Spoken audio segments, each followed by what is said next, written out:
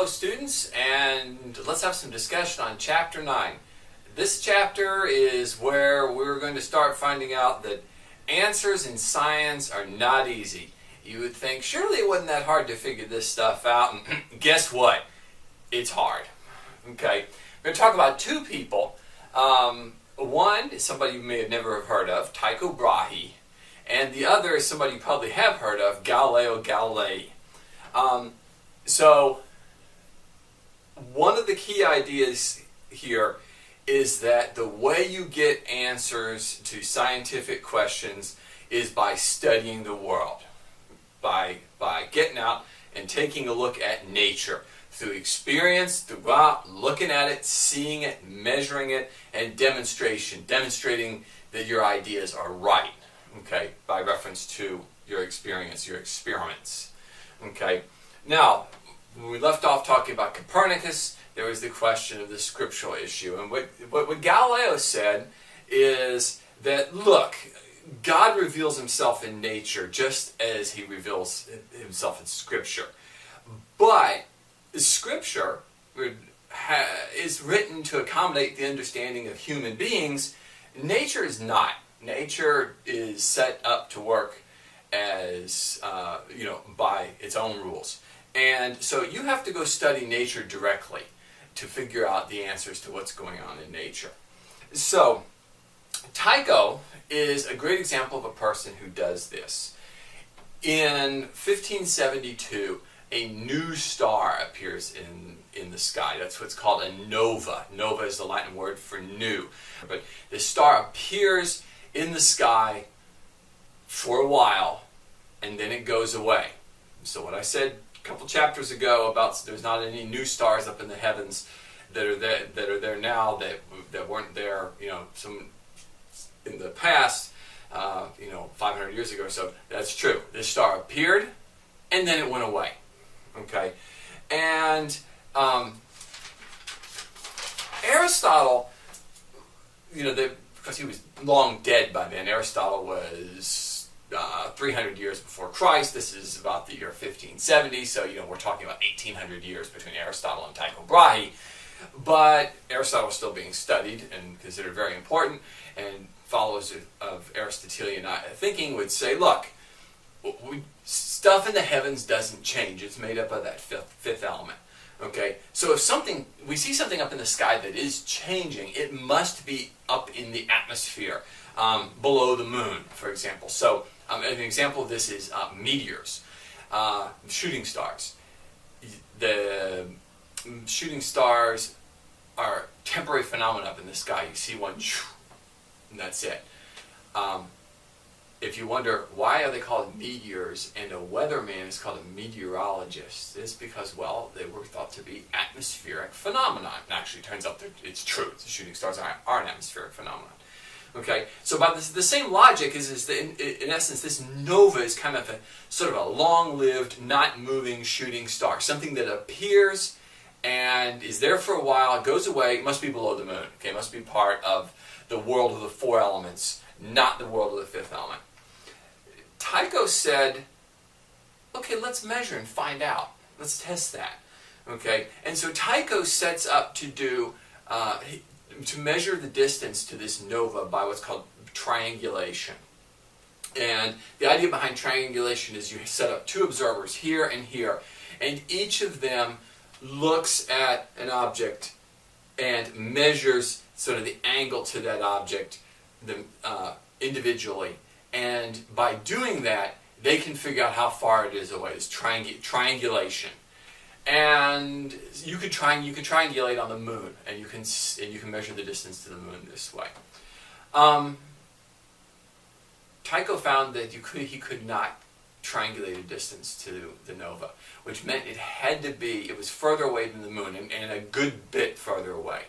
So Tycho was able to prove through measurement, through experience and calculations and the demonstrations that the nova had to be further away than the moon, and therefore he proved that stuff does change up in the heavens. Okay, that the heavens are not absolutely unchanging. Tycho also tried to use measurements to to figure out which was right, the Copernican system or the Ptolemaic system. Okay, the sun-centered, heliocentric, or geocentric. And what he did was he figured out, hey, in the Ptolemaic system, Mars' epicycle is outside the orbit of the sun. So, therefore, Mars in the Ptolemaic system can never get closer to the Earth than the sun is. Mars will always be further away than the sun, even at its point of closest approach, even in maximum retrograde when it's the closest. In the Copernican system, on the other hand, that's not true. Mars is just outside the Earth in its orbit, and actually is when the two are closest, Mars is actually closer to the Earth than the sun is. And so Tycho thought, if I can show that Mars is getting closer to the Earth than the sun gets to the Earth, so Mars is closer to us than the sun is, that would show that Ptolemy is not right. So he tried to do the same triangulation measurement and figure out how far away Mars is and figure out whether or not Mars ever got closer to Earth than the sun, than the distance to the sun. It turns out he couldn't do it. It was too tough of a measurement to make. The air distorts how we see things, and he was trying to make these really fine measurements, and it just couldn't do it. He could not he could not make a clear measurement on the distance to Mars, and so he could not really answer that question. So that didn't work out for him. Now, in the meantime, he discovers a problem with the Copernican system, and that's the problem with the sizes of stars. You look up in the sky and you see the stars with your eyes, and all of them compared to the moon look very little. But there are some that look more prominent than others. Sirius and Canopus, these are the two of the most prominent stars. They look pretty prominent. There's lots of little bitty ones up there that just, you can barely see. And astronomers had traditionally classified these according to by their size or magnitude. That was the word they used, magnitude, which meant size. And so the largest stars, the most prominent stars, insofar as they appeared to us, were called first magnitude stars, and then sort of the next group were second magnitude. So it's like first class, second class, third class or third magnitude, fourth magnitude, fifth magnitude, sixth magnitude were the ones that are just barely visible to the eye. The problem that Tycho realized is, well, the Copernican theory says these stars have to be way the heck far away. And Tycho measured the apparent sizes of the stars, and what he found is that a really bright star, a first magnitude star, was basically about a 15th the size of the sun or the moon. Now, that would mean that if that star was a sun, okay, it would have to be about 15 times farther away than the sun is for them to look, so for it to look 1/15th the size of the sun. The problem is that in the Copernican system, they're not 15 times farther away than the sun. They have to be thousands of times farther away than the sun.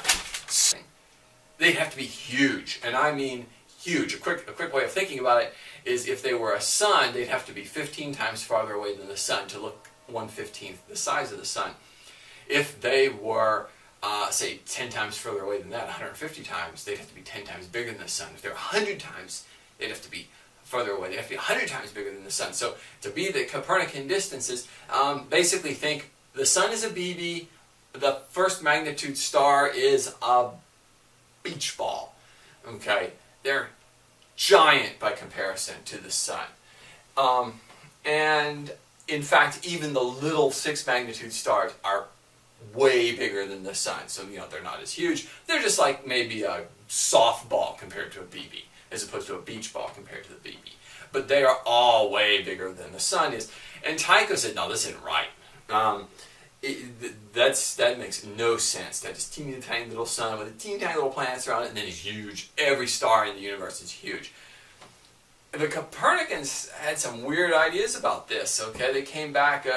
He sent this idea to a guy he knew, Christoph Rothman. Rothman wrote back and said, "Hey, God is big. God is infinite. God can make giant stars if God so chooses. I don't have a problem with the giant stars."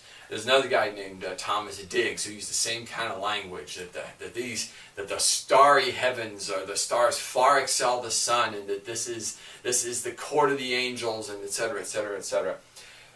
Tycho said, no, I don't buy that. So Tycho rejects the Copernican theory. He says giant stars, no, I don't buy that idea. And but he likes aspects of the Copernican theory. He says there's a lot of cool stuff about the Copernican theory. So what he does is he makes up his own theory, and in his theory, the Earth is at rest, and the moon goes around Earth, and the sun goes around Earth, and the stars go around Earth, but the wandering stars go around the sun. And it turns out that mechanically, mathematically, that's insofar as the planets and the sun are concerned, it's exactly the same system as the Copernican theory. It's just like if you imagined, you have a wind-up toy, a toy Copernican system, where everything's going around the sun, and then you just go grab the Earth instead. And well, the whole mechanism, it's now that you've grabbed the Earth, the whole mechanism rotates around the Earth. The mechanism is the same. It's just that you've gone from having the sun be at rest to having the Earth be at rest.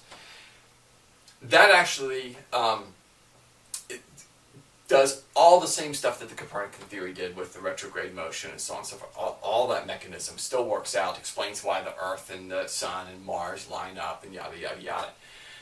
But the stars are just outside Saturn. You don't have to have them be a long way away to explain no parallax, and so the stars, instead of being these gigantic things, are instead just like a little bit smaller than the sun. That's called the Tychonic system, and we'll hear a lot about the Tychonic system. Okay, now Tycho dies before a new technology comes on the scene. That's called the telescope.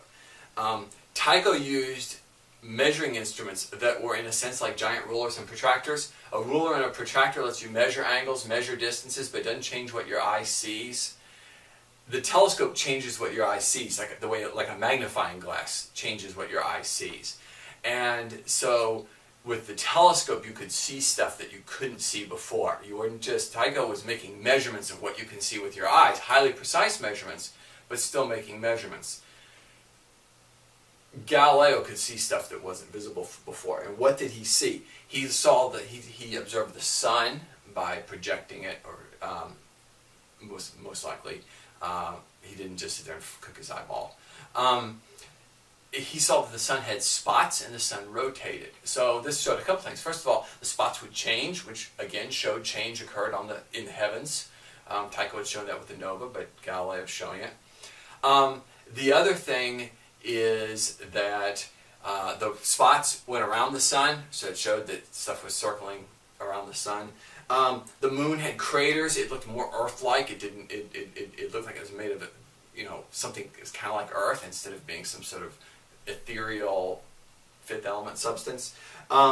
Jupiter had moons going around Jupiter. It has its own, they kind of moved like a little miniature Copernican system. The one closest went around the fastest, and then the next one was slower, and the next one was slower still. Venus had phases, and its size changed. So the Venus went through a set of phases that basically proved that it went around the sun. So what Galileo's telescopic observations show us is, one, the Earth's not the center of everything. Jupiter's moons go around Jupiter, sunspots go around the sun, Venus goes around the sun. So Earth is not the center of everything. And second, at least some wandering stars, namely Venus, definitely orbit the sun, and of course the heavens can change, although Tycho had kind of figured that out himself already. The fact that Venus goes around the sun basically shuts down the Ptolemaic theory, okay, because in the Ptolemaic theory everything goes around the Earth. So this means that we're now going to be we're looking at two possible theories. Not Ptolemy. We know Ptolemy and Aristotle are wrong, all right, on a number of key things. The question now is, who's right?